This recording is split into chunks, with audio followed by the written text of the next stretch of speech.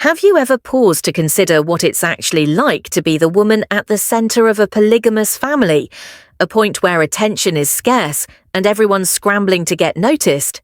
And if so, somehow one woman always seems to be the center of attention. That woman is Robyn Brown. She comes across as the demure, sacrificing wife, the peacemaker, the one who always gives up for the benefit of the family. But what if that wasn't true? What if it was just a perfectly crafted facade? What if, beneath the tears and gentle tone, Robyn was the puppet master, controlling everything from behind the scenes? It's melodramatic sounding, but the truth usually is. Robyn has got the good wife thing down to a science. She's so good at it that even the cameras don't catch her for usually.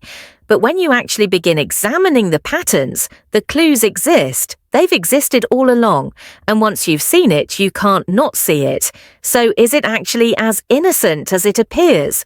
Or has everyone been duped? Buckle up, because what we're about to reveal may just turn your whole perception of the entire Brown family around. This is not family drama. This is about manipulation, control, and emotional maneuvering, all under the veil of love and sacrifice. Robyn possesses only one very particular talent. She is able to play the puppet master and the victim simultaneously. It's a story that reads like something ripped out of a soap opera, but this one is not scripted. This one is real. I'm here to lay it all out for you, to illustrate just how Robyn has quietly become the driving force behind so much of the Brown family's chaos. By the end of this, you will see Robyn in a completely different light. Before we go any further, take a moment to click that subscribe button and let me know in the comments, are you with me that Robyn is the misunderstood hero, or is she actually the brains of the operation behind it all? Now, back to the nitty-gritty. We've all seen Robyn Brown, soft-spoken, supportive, always ready with a tissue and a kind word. She seems like the most caring member of the family, always putting others first, always ready to step in and help. But what if that's all part of the plan? If you step back and really look, a different image begins to emerge. Robyn always seems to emerge victorious. The other relationships crumble, the tensions rise, the family disintegrates, and Robyn gets off scot-free. Coincidence or calculation? Consider when Christine departed the family. Robyn played the role of being heartbroken. She had expressed that she was confused, shattered that Christine never accepted her. But what if Christine departed, not in spite of Robyn, but because of her? Robyn's pattern is straightforward but brilliant. If things begin to unravel, she redirects the focus to her pain, her confusion, her sadness. She makes herself appear as the one who's suffering, and in so doing, she deflects the spotlight from what she's doing and places it on how she's feeling. That's how she escapes blame. Every time. But don't forget what's been going on behind the scenes. Family members feeling disregarded, financial disarray, cracked communication. One wife after another coming to the breaking point. And in the middle of it all, Robyn's status only becomes more robust. She has a guilt trip way of using tears and emotional blackmail like weapons. She never has to yell. She only has to make people feel guilty enough to retreat. And it works again and again. It's terrifying how natural it all feels for her. She doesn't appear to be angry or violent. She just comes across as the perpetually wronged one, perpetually wounded. But while everyone's busy consoling her, the damage quietly goes on.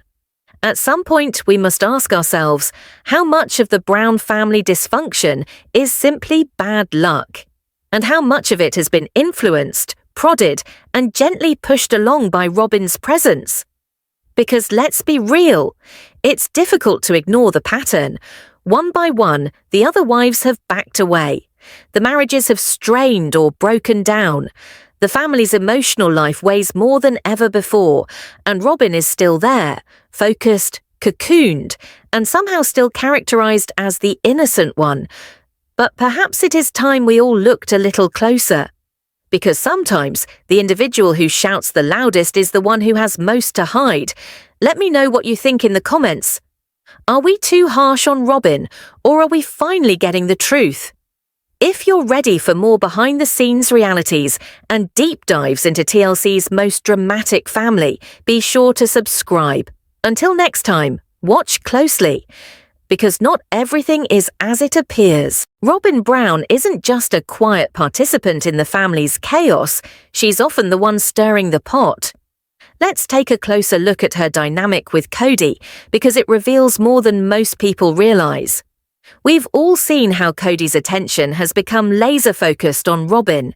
It's almost as if the rest of the wives have faded into the background. And here's what's interesting.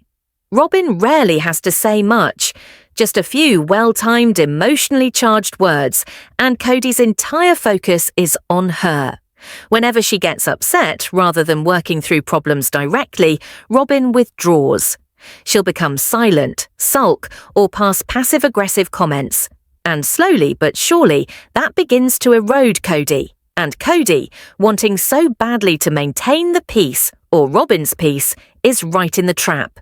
He begins to prioritize her over everyone else, without noticing how toxic that imbalance is now becoming to the rest of the family. But Robyn's drama queen act doesn't end with Kody. She employs the same emotional maneuvers with the other wives, particularly Christine and Meri. When Christine made the painful choice to leave the family, Robyn positioned herself as the one left behind, the one most damaged by the loss. She reported to Kody how broken-hearted she was. But this is the part that is usually left unsaid. Robyn never took responsibility for her part in Christine's exit. She wasn't a support system, she wasn't empathetic or understanding. And yet, some way or another, she ended up being the one crying on camera, playing the role of the hurt sister wife. That's her MO, playing the victim, all the while subtly being part of the very dysfunction she's crying about. And then there's Meri. Robyn has made more than enough backhanded, passive-aggressive remarks about her as well. Remarks that insidiously suggest Meri isn't as dedicated or as supportive as she ought to be. Robyn never goes for a full-on attack. She's far too cunning for that. She sows seeds of doubt. She undermines without ever dirtying her hands. It's manipulation masquerading as concern. And that's the secret to the way she works. Robyn's manipulation isn't simply about sobbing on demand or being the quiet one. It's about controlling perceptions, making sure everyone views her as the sensitive, victimized wife who wants peace, but in private manipulates the story. The outcome? The Brown family remains stuck in a cycle of imbalance, emotional tension, and subtle power struggles. What's most disturbing is how frequently this strategy pays off. Kody still relies on Robyn, not only as a spouse, but as his emotional crutch. His relationship with her is not romantic, it's calculated. And from the start, it's been apparent that Robyn understood how to become the preferred wife. She worked her way into that role with deliberateness. Her dominance of Kody cannot be denied. And it's not merely about love, it's about domination. Robyn has this ability to completely divert Kody's focus on her and her kids. Consequently, the other wives, particularly Christine, get pushed to the sidelines. They look on as Kody becomes increasingly disconnected from the rest of the family and increasingly emotionally attached to Robyn. Each time there's conflict, who's the first one Kody goes to? Robyn. And not only for reassurance, but also for affirmation. She has just the right words to use to make him feel right, for prioritizing her over all the rest. It's a subtle but powerful kind of control. She doesn't command it, she asks for it, and he obligably provides it. And it doesn't end there. Robyn doesn't only soak up Kody's attention, she actually helps to widen the gap. She stirs up trouble in covert ways. She wields silence as a weapon, emotions as leverage, and guilt as a tool. And in each instance, it brings Kody further from the other wives and deeper into her control. And that's where the actual story starts unraveling, because behind every tear, every gentle remark, every emotional plea, there's a plan. Let's discuss Christine, one of Kody's closest friends, a wife with whom he had a deep history and connection. But as time went on, that bond started to erode. And why? Because Robyn quietly and slowly changed the dynamic, driving a wedge that Christine no longer could stay away from. As Robyn wrapped her emotional hands tighter around Kody, Christine began to realize that she was reading between the lines. She helplessly observed as his favoritism strengthened and his emotional availability towards her was gone. The once intimate relationship turned tense, cold, and distant. And for Christine, that emotional abandonment hurt deep. It was evident, and it broke her heart. Robyn naturally played the role of the ideal wife. She became Kody's confidant, his emotional support system.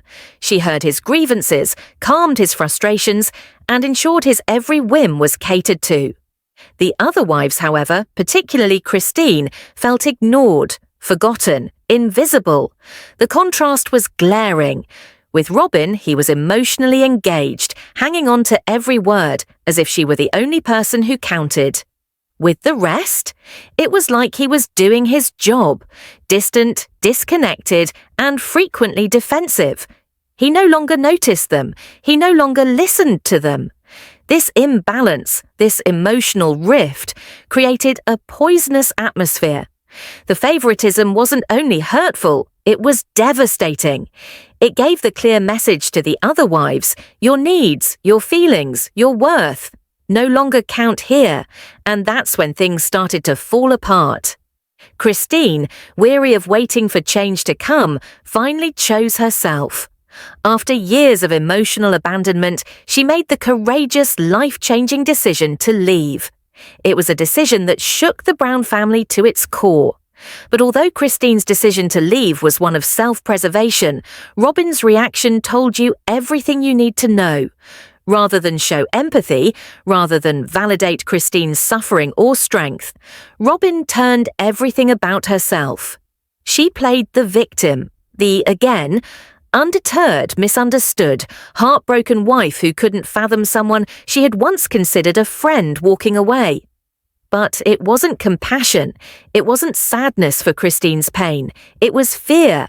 Fear of losing control, fear of change, and fear of what Christine leaving meant for her own authority in the family.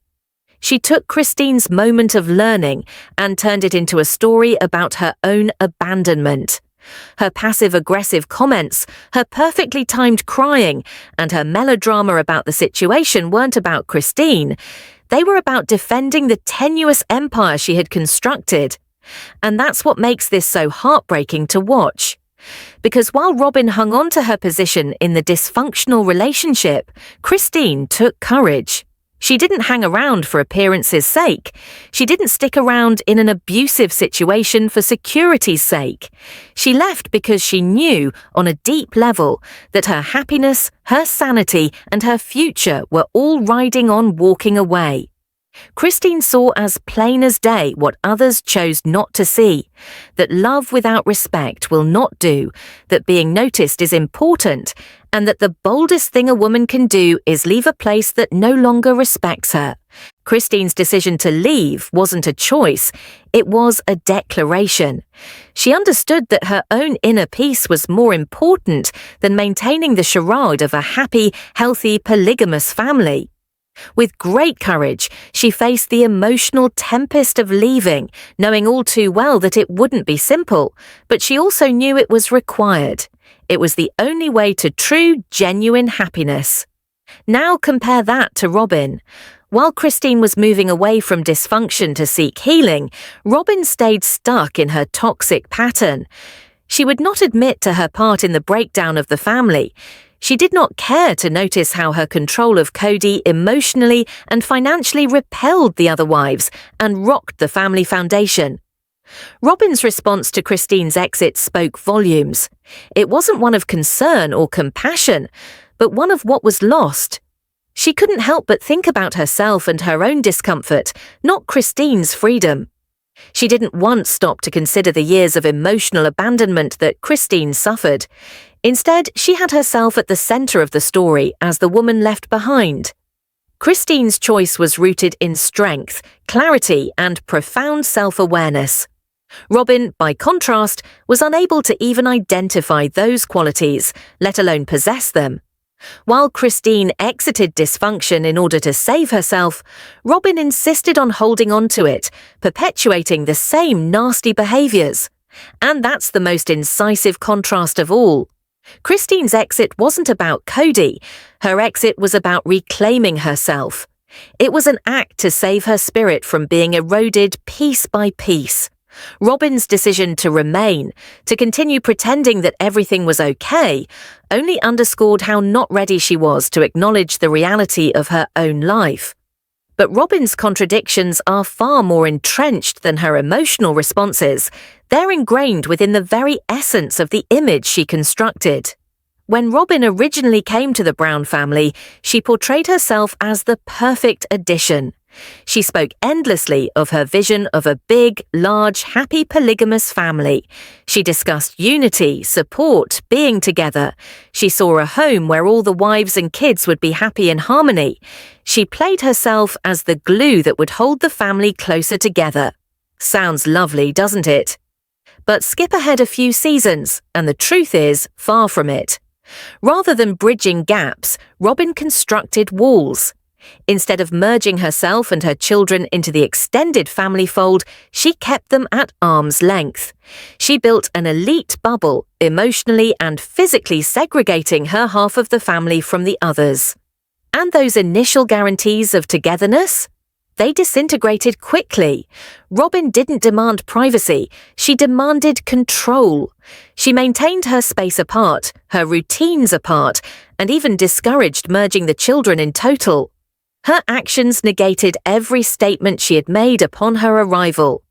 The family harmony she once referenced wasn't really what she sought. What she sought was power, position, priority. She did not want to merge, she wanted to transcend.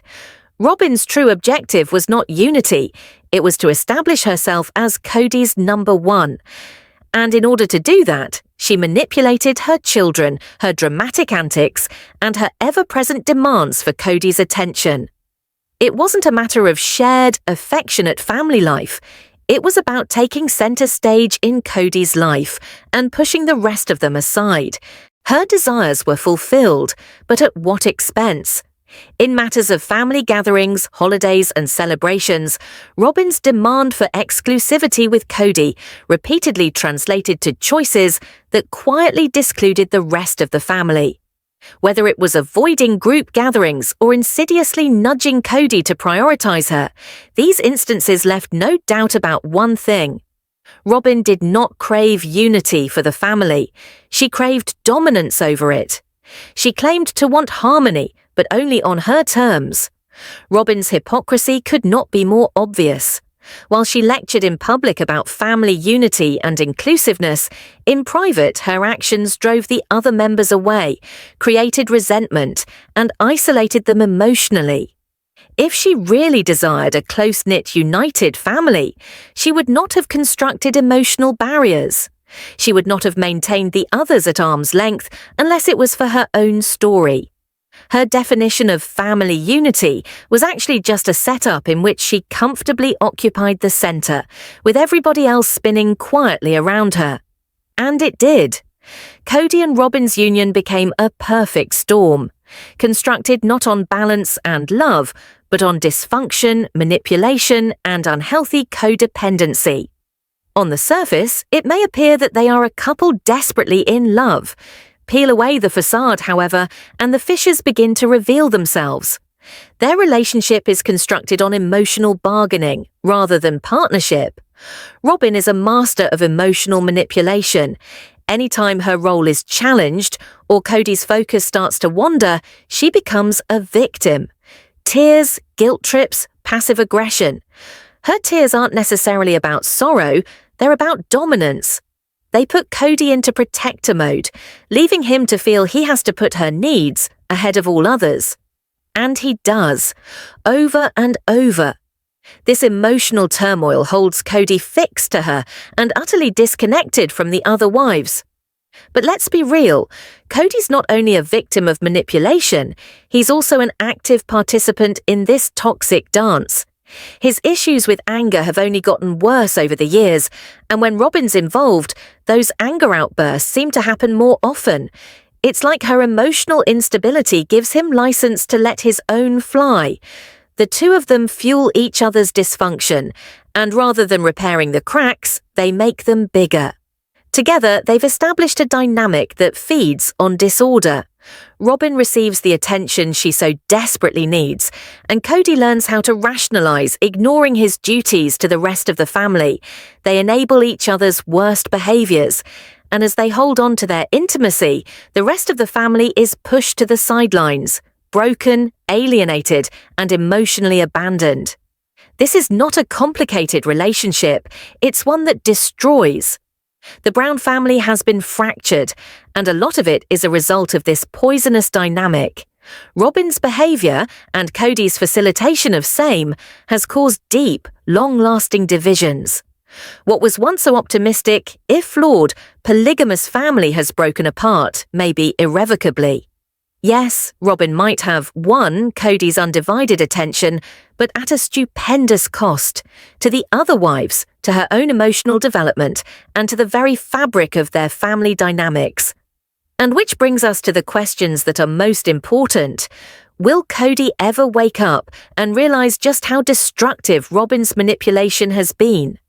Will he ever own up to his part in the family's disintegration? Or is this dysfunction just the new normal for the Browns? Only time will tell. So what do you think? Is Robyn really the villain of this piece? Or is Kody equally to blame for allowing it all to go down? Leave your thoughts in the comments. I'm reading every single one. And if you haven't yet, hit that subscribe button for more in-depth analysis and real talk from Sister Wives Underground. You won't be able to miss what's next.